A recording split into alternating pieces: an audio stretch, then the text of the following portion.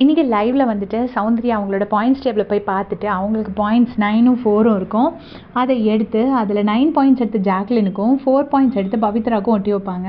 பாவம், எனக்கு கிடைச்ச பாயிண்ட்ஸ் இல்லை, நான் ஜாக்லின் கிட்ட இருந்தானே 6 பாயிண்ட்ஸ் கிடச்சிருக்கோம், அப்புறம் பவித்ராவுக்கு 0 பாயிண்ட்ஸ் இருக்குது அப்படின்னு சொல்லிட்டு ஒட்டி வச்சுருப்பாங்க.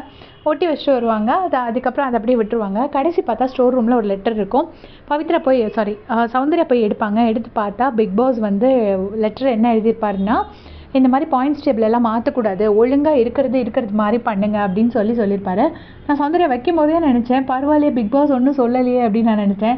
மேபி அந்த டைம் பிக் பாஸ் ரெஸ்ட்டுக்கு தூங்க போயிருப்பாருன்னு நினைக்கிறேன். அவர் திரும்பி வந்தோடனே அவர் வாய்ஸை வச்சு பேச வேணாம்னு சொல்லிட்டு லெட்டரை அனுப்பிச்சிட்டாங்கன்னு நினைக்கிறேன். ஏன்னா அவர் தான் மனுஷன் தூங்காமல் பகலும் ராத்திரி வேலை பார்த்துட்டே இருக்காரு.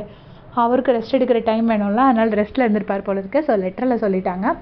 உடனே சௌந்தர்யாவும் போயிட்டு அந்த பாயிண்ட்ஸ் டேபிளை மாற்றி வைக்கிறாங்க. அப்போ விஷால் கேட்குறாரு, அப்போ கூட எனக்கு 4 பாயிண்ட்ஸ் தரணும்னு உனக்கு தோணலை பற்றியா அப்படிங்கிறாரு. சௌந்தர்யாவும் அப்படியே சிரிச்சுட்டே பேசாமல் போயிடுறாங்க.